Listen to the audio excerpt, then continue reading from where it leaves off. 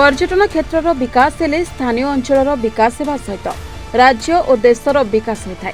बेकारी समस्यार समाधान सांगकू निजुक्ति सुजोग मिलता है। तेबे ओडिशार पर्यटन क्षेत्रर उन्नति और विकास होगा परिवर्ते केवल घोषणा और कागजपत्र रे चापी हुई बहु पछरे रह जाइछि। आउ एहाकू कार्यकारी करबा पई बालेश्वर जिला बालियापाड़ तहसील सम्मुखरे सूचना अधिकार अभियान कमिटी पक्षरु आंदोलन करी सरकार और विभागर दृष्टि आकर्षण करिसेंति। बालियापाड़ ब्लॉक रो चौमुख डगरा बेलाभूमि थिबा बेले पर्यटन क्षेत्र रे विशेष विकास होई पारि नाही। सुंदर विस्तीर्ण समतल बेलाभूमि सांगको झाऊ जंगल नाली कंकड़ा पर्यटक मानकु बेस आकृष्ट करिथाय। मात्र डगरा बेलाभूमि 27 वर्ष हेब पर्यटन स्थलीर मान्यता पाइथिले भी सरकार और पर्यटन विभागर उदासीनता पई विकास होई पारि नाही।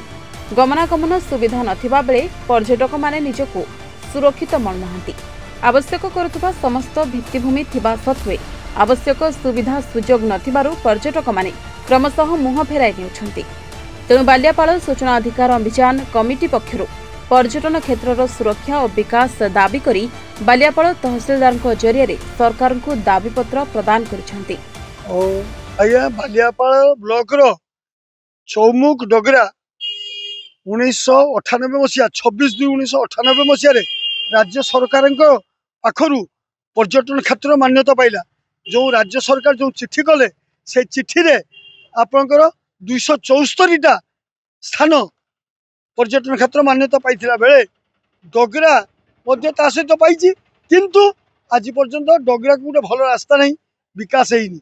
आपनकर सेठी गुटे सेटा माने आपन गुटे फांडी नहीं थाना थानार गुटे ब्रांच फांडी नहीं मुकुला माने उपकूल अंचल पड़ी। आपनकर जो महिला माने पर्यटक माने आछुंती से माने गाधी सारा परे आमर सेटा होची अगभीर एवं समतल जगह भारत वर्ष रे एभली जगह नहीं, किंतु जो गाधी की लोक माने आछुंती महिला माने से माने तांको लुगापटा चेंजिंग करिया पई गुटे चेंजिंग रूम टाइप रो गुटे करबा उचित करा जाउ सेठी किछि एवं लोक मानकर गाधेबा पायखाना जीवा एगुड़ा तार किछि काम कार्य हो बसिया पई सीट हो एवं से परिष्कार परिच्छन्न सब रहू लोक सचेतन करा जाऊ जे जो जरी फरी पकईकी नष्ट करुछंती। आमर एटा होची अगभीर जगह एटी नाली कंकड़ा आपन एटी अछि बाली स्तूप एटी झाऊ जंगल सब एटी प्राकृतिक कार्य भरपूर एटा।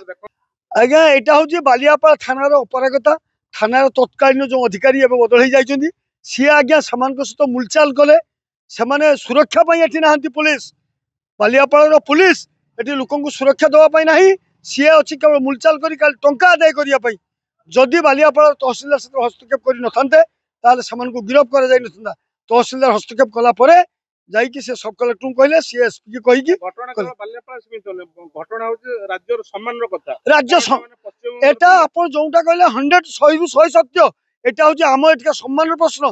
तेणु सरकार तार सुरक्षा पाई सेठी फांडी प्रतिष्ठा करंतु जाकि लोकंकु से आपण आज देखंतु आपण कॉपी अछि हम पाखरे हम आपन को देखेबा। सरकार आज पाखापाखि 90 मसीह चौमुख डगरा बेलाभूमि सरकार मंजूरी प्राप्त पर्यटन स्थली हेतिले मध्य विभिन्न राजनैतिक दल नेता माने कहउछंती एठी भित्तिभूमि विकास पाई अर्थ मंजूर हिछि, किंतु वर्तमान सुधा कार्यक्रम किछि बेलाभूमि किछि कार्यक्रम नाही। अपरंतु ओडिशा छाड़ी आमे जदि 300 मीटर पछकु माने 3 किलोमीटर सेपटे जीवा 10 किलोमीटर सेपटे जीवा दीघा देखिबे दीघा रे केमिति पर्यटन स्थली रो विकास होउछि। ओडिशा हमर भारत वर्ष भीतर केरल गोवा पर्यटन स्थली बहुत आर्थिक इनकम होउछि। राज्य मध्य सब राज्य रो इकोनॉमिक कंडीशन भलो होउछि, किंतु सरकार को उदासीनता एटी कोनोसी कार्यक्रम करिया पय सरकार इच्छा प्रकाश करू नाहंती। बारंबार सरकार को जणाइले मध्ये एवा बदर किछि कार्यक्रम न होला आमे बाध्य होई हाईकोर्ट गोटे जनस्वार्थ मामला करिया पय बाध्य होइछु।